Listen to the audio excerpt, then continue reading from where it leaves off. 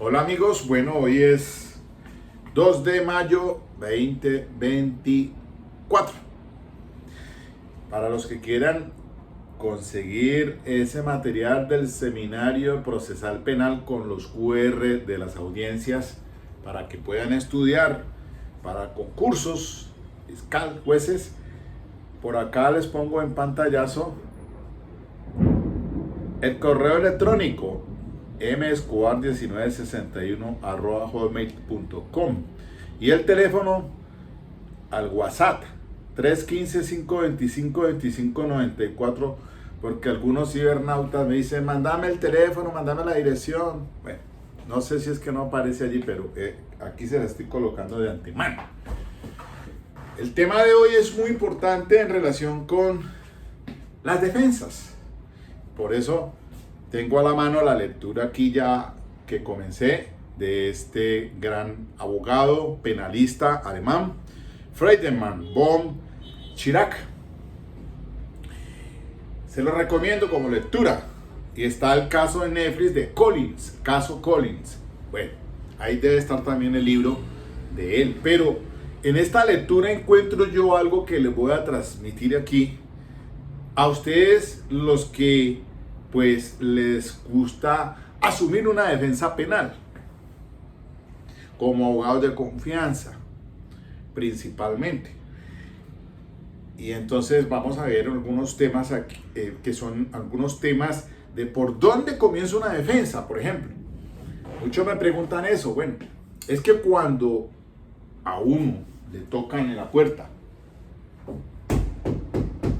el cliente le aparece, uno recibe el caso, como ese que aparecen allá en el tablero, un feminicidio agravado tentado. Ya el juicio, comienzo la vista pública próximamente. Y estoy allí, revisando todo el tema de las entrevistas, de los informes de los uniformados, los estudios periciales, el escrito de acusación, como les digo yo. Ese es el punto norte de orientación, es la carta de navegación con la que te vas a ir al juicio oral, el cargo que el fiscal está haciendo y lo que tienen que demostrar allá como hechos jurídicamente relevantes. Marca la pauta para un abogado defensor esto, el escrito de acusación, de qué es que se va a defender esa persona. Y ahí entonces reviso todo lo que tiene el fiscal y que le ha hecho ya el descubrimiento probatorio, y entonces tengo que darme a la tarea de examinar los informes y todo el material, pues, para empezar a redactar los interrogatorios, o mejor, contrainterrogatorio, el cruzado, para poder entonces hacer una defensa. Pero les voy a decir esto, miren, aquí, con la mayor honestidad que puedo transferirles, vean, si yo le apunto a que ese señor salga libre, absuelto, es prácticamente una gran ilusión. Obviamente que uno al cliente tiene que decirle, bueno, voy a revisar, a mirar hasta dónde se hace todo lo posible en el juicio oral para sacarlo libre. Somos medios. Nosotros simplemente hacemos un trabajo de defensa en juicio oral, tratando de, si es posible, que esa persona quede en libertad. Pero si no queda en libertad, que salga condenado, pero es que salga condenado, pero por una situación de menor envergadura, un delito menor, reducirle. Si estamos hablando en este caso de un feminicidio agravado, tentado, por lo menos tirárselo al tema del homicidio, como es el caso de John Paulus, el norteamericano, por la muerte de Valentina, como lo está manejando la defensa. Es un feminicidio, pero la defensa le apunta en su alegato de conclusión seguramente decir que fue un homicidio simple.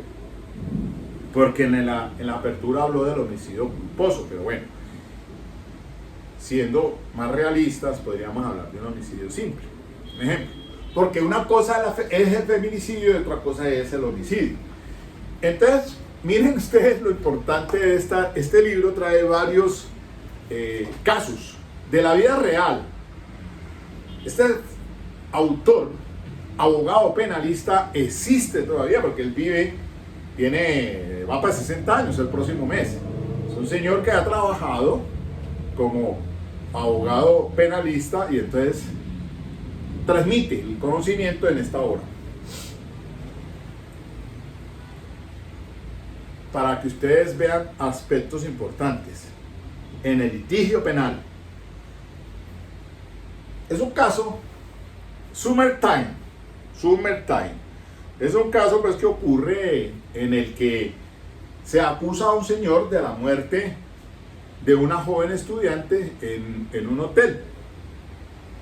La joven estudiante, ella se prostituye. El señor tiene su familia, es un comerciante prestante y le paga sus servicios, pero muerto. Y entonces, a su vez, la joven tiene su novio. El hecho es que sucede el caso en que en ese hotel se produce o se causa la muerte de esa joven de manera violenta, un asesinato. Allá, según lo que explica aquí el autor, un asesinato daría cadena perpetua, un homicidio daría una pena de 5 a 10 años, algo así. Entonces una cosa es el manejo de un asesinato a un homicidio. Pues son matices en normática penal pues, que son importantes para ir ya elucubrando qué voy a defender o a qué le voy a tratar de insistir de mayor a menor, porque según el escrito de acusación pues puede acusarse por un homicidio agravado, pero puede terminar en homicidio simple o hasta culposo en el desarrollo pues, del debate público. La joven aparece muerta con varios politraumatismos en el cráneo, con un objeto. Dice más o menos aquí, la encuentra la camarera, la que hace el aseo a las 15 y 26 horas. Resulta que este señor, Boheim, apellido Boheim, sí tenía esas relaciones con ella de tipo, pues tenía sus reencuentros ocasionales con la joven y le pagaba pues los servicios de carácter sexual. Entonces, él dice, sí, yo estuve con ella y a las 14:30 salí de la habitación. Bajó al sótano, cogió el carro y sale, pero ingresa entonces la camarera y a las 15:26 se da el reporte de que el homicidio se había ocurrido allí.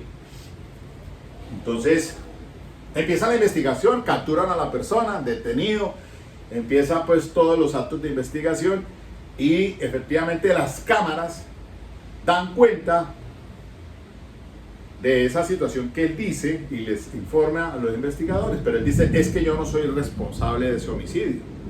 Yo sí estuve con ella, pero yo no fui el causante, principal sospechoso de él. Mientras que el novio, también porque él trató de ir al hotel, él se da cuenta de que su novia se da citas con alguien, entonces tiene alguna situación allí de reclamo ante ella por eso, o sea que es otro sospechoso. El hecho es que el señor queda detenido y entonces el fiscal del caso dice, no, aquí están dadas las situaciones en las que está incriminado y vamos a juicio. Llega el abogado a conocer el caso y entonces empiezan los actos de investigación y se da cuenta de algo muy importantísimo. Por eso es que se llama el Summertime.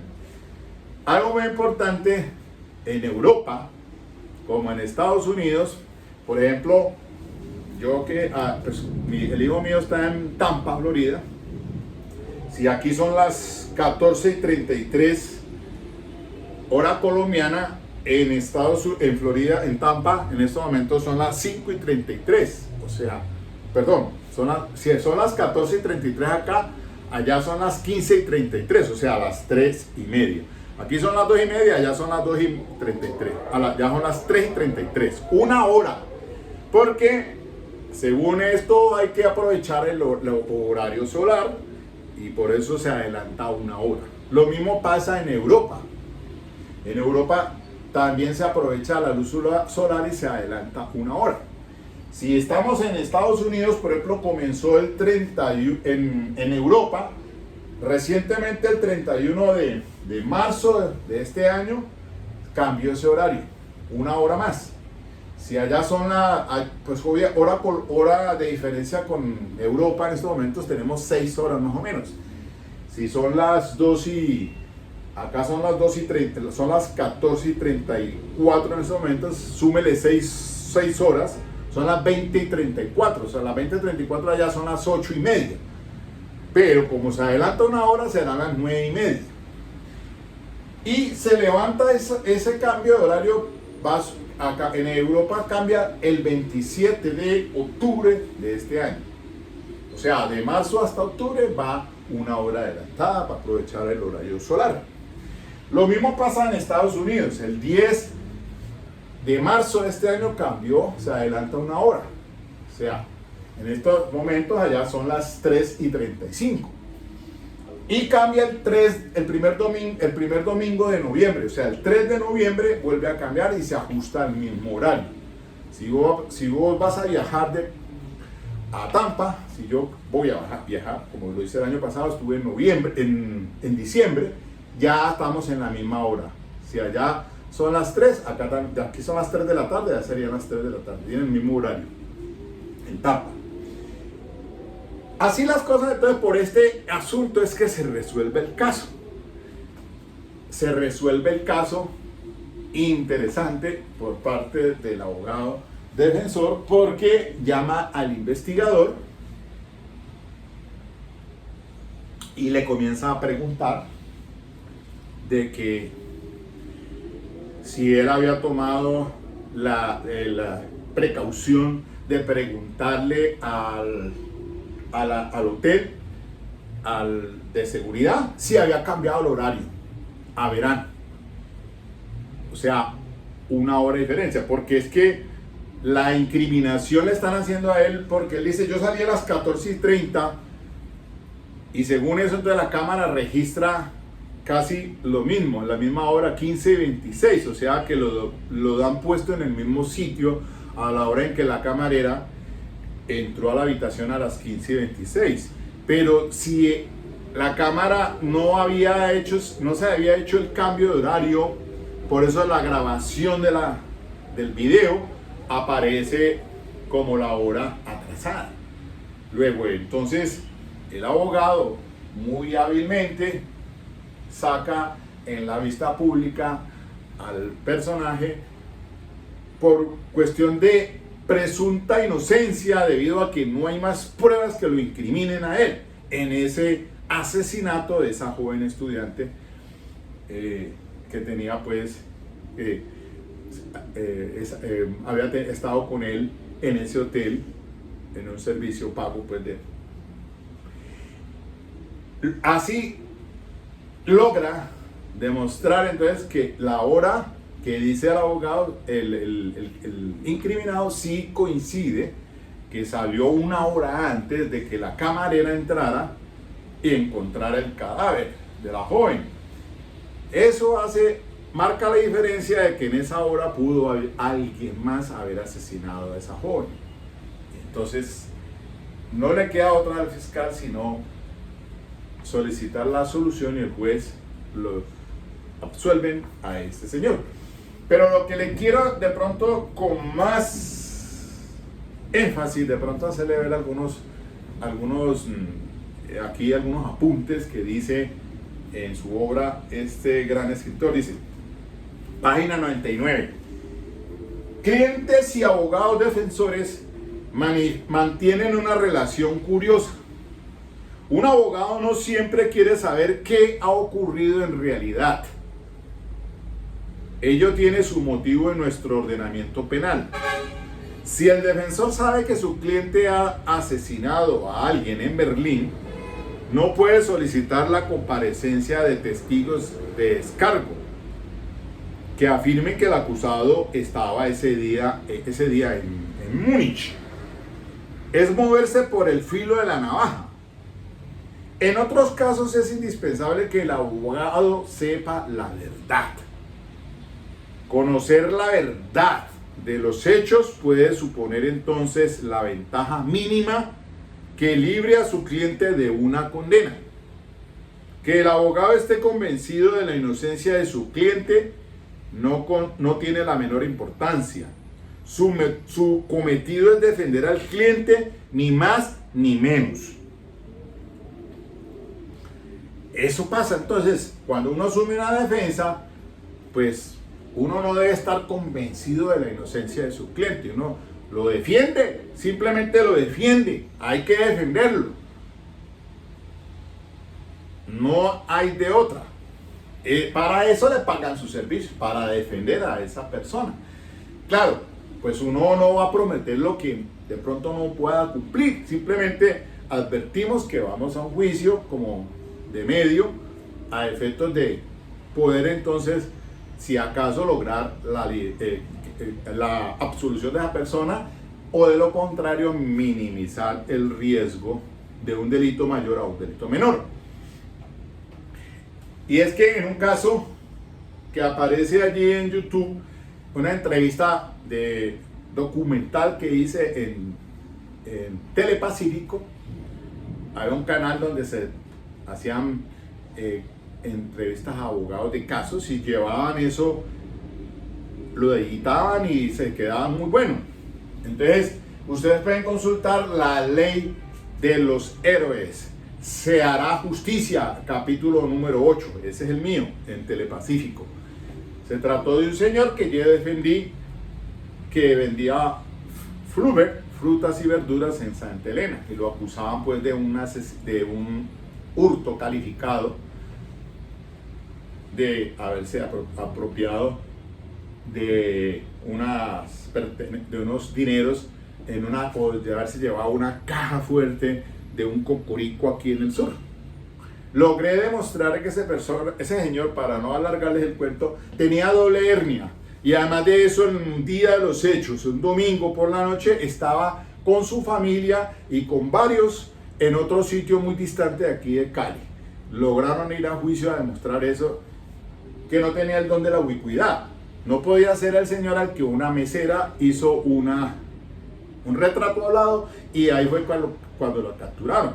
Duró 8 meses preso ese señor, hasta que yo lo atendí y por lo menos pues demostré en juicio oral que realmente nada tenía que ver con ese asalto al Cocorico del Sur, en Pampalinda, Cali. La ley de los héroes, se hará justicia, capítulo número 8. Búscalo ahí en YouTube y mira el documental. Ese señor vendía frutas y verduras, pero lo que pasa es que él tenía un taxi manejado por otra persona, y ese sí tenía sus enredos. Por eso de pronto en las pesquisas y en los seguimientos de las entregas que le hacía a el taxista al señor propietario del carro, este señor, pues lo ligaron ahí con ese asalto, y realmente ese señor no tenía nada que ver con eso. Entonces uno dice, bueno, hasta uno como defensor busca, pues obviamente que esto, tratar de dejarlo limpio en el juicio de todo tipo de responsabilidad. Pero si es responsable, ¿cómo lo manejamos? Entonces tratar de decir, no, reducirle el mayor riesgo para él, pues con otro delito menor, a fin de que la pena no sea altísima. Una cosa es que te llamen por feminicidio agravado, y otra cosa es que yo lo pueda voltear como una violencia intrafamiliar, o por un homicidio tentado simple, un ejemplo. algo así en normática penal para manejarlo, pero eso se da es en el debate público. Y allá puede suceder cualquier cosa. Porque en este caso del feminicidio, pues, victimario y víctima son pareja. Ella renuncia a su privilegio en la entrevista que le hace la policía y denuncia.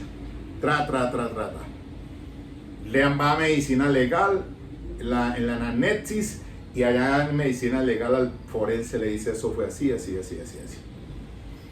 O sea, que si la señora va a juicio oral y testifica directamente, pues la vamos a tener bastante difícil. Supóngase usted que no vaya a juicio oral, por X o Y razón. O puede suceder que ella llegue al juicio oral y diga, yo no quiero declarar en este juicio, me amparo en el privilegio. Eso se puede dar. ¿Cómo lo maneja la fiscalía? Ahí tiene que entonces aplicar el plan B para tratar de demostrar la responsabilidad con la prueba de referencia, o sea, en el manejo que técnicamente tienen que saber los fiscales, y ahí se puede rajar de pronto en ese tema. Pueden suceder muchas cosas, pero entonces eso ya queda al albur, digámoslo así.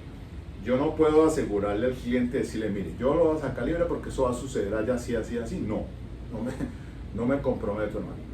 El fiscal tiene su trabajo que hacer, él es el ente acusador y él tiene que tratar de demostrar todo esto en el juicio oral, con los testigos que tiene,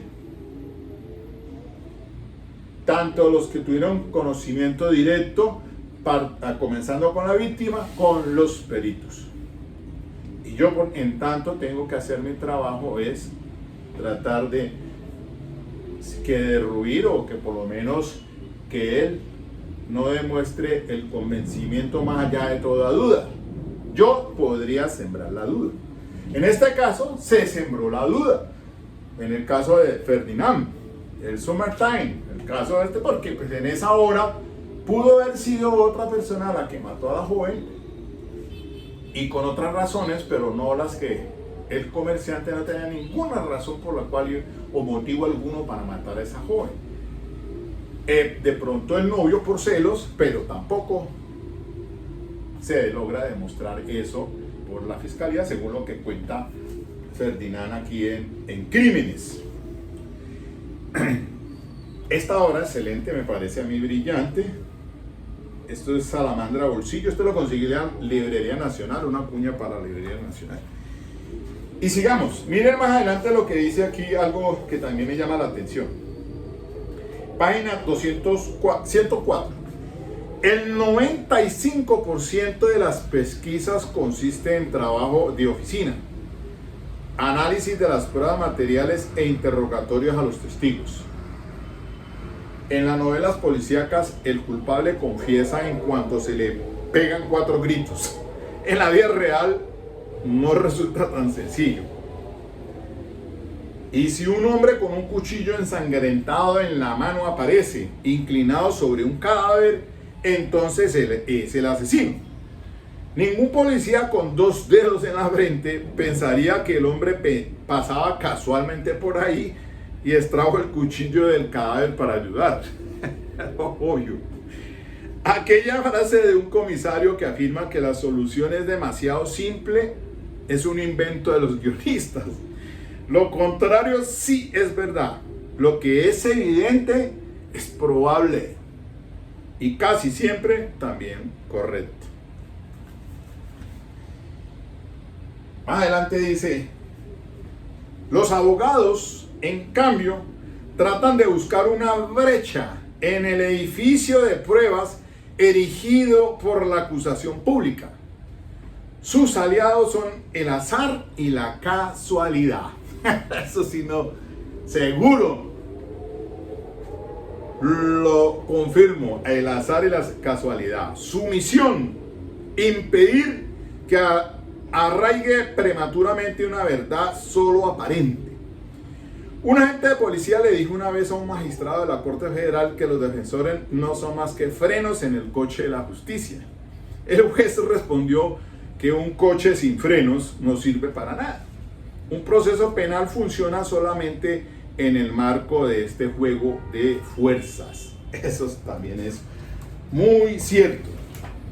Entonces, para decirles a ustedes, mis queridos colegas, estudiantes, muchachos y cibernautas que pueden ver este canal, Derecho Penal para Todos. Cafecito porque está cayendo un palo de agua aquí. Bueno, Cali no tenemos problemas con el agua, no está lloviendo. Bueno, entonces, claro, ahora yo digo, ay, esto no está nada fácil. Esto está peleagudo. Pero bueno, algo aparecerá, digo yo, en el desarrollo del juicio oral. Pues yo estoy revisando las entrevistas a efectos de mirar todo el tema del arma blanca, de dónde salió el arma blanca, el tema, si los motivos, celopatía, el poder de subordinación, actos de amenaza y violencia, el tema que susume el ingrediente subjetivo del feminicidio, violencia de género por ser mujer. Eso puede, en el marco de esto, pues tendrán que los testigos dar allá conocimiento de si realmente es eso o si es otra motivación muy diferente de la que tuvo esta persona para desarraigarlo del tema del feminicidio, que deje de ser un feminicidio para que sea un homicidio tentado o a lo sumo también violencia intrafamiliar, lesiones personales recíprocas, porque aquí tanto victimario como víctima han resultado lesionados. Es una cuestión que hay que examinarla muy bien. Entonces todo eso se va a dar en desarrollo del juicio oral. Yo no me puedo anticipar. Quizás tengo que, obviamente, trabajar el tema del contrainterrogatorio para anticipar esas respuestas. Y eso es lo importante, que hay que revisarlo, como en el caso de Johnny Rodolfo Leal, sobre el tema de las fallas que existen para efectos de la incorporación de las evidencias físicas y al juicio, ¿no? Les insisto que muchas veces hay falencias fiscal, defensa, en el tema de que de pronto el testigo no recuerda algo y tenga que entonces sentar las bases a efectos de utilizar un documento como una entrevista o un informe para refrescar memoria. O puede ser que se ejerza la impugnación de credibilidad y entonces también hay que saber sentar bases probatorias para poder entonces atacar que usted dijo algo allí en el juicio oral, pero que en esa entrevista es totalmente diferente. Lo mismo va a pasar con los peritos. Los peritos, su informe es para refrescar memoria también o para impugnar credibilidad, a no ser que se los hayan emitido como prueba documental científica, como en el caso de Johnny Rodolfo Leal. Algunos allí sí se consideran pues como los documentos para que hagan parte de la experticia y documentos que deben ingresar al juicio oral al juez para que los examine al momento de emitir el sentido del fallo. Eso es importante tenerlo presente. Y lo mismo cuando se hace el interrogatorio por el uno y contrainterrogatorio por el otro. Hay algo aquí pues muy importante que pienso yo que se los quería transmitir a ustedes para que pues sepan cómo manejamos asuntos penales. No, eso no es una tarea fácil, por supuesto que no. El mayor trabajo, los defensores, sean de confianza o los públicos, pues tenemos un trabajo concienzudo, responsable, con ética, pues que hay que pues llevarlo hasta unas consecuencias en favor de esas personas o minimizar esos riesgos. Diferente pues obviamente al papel que cumple el fiscal y el juez, independientemente. Ya para finalizar, pues eso era lo que le quería decir en estos 30 minuticos.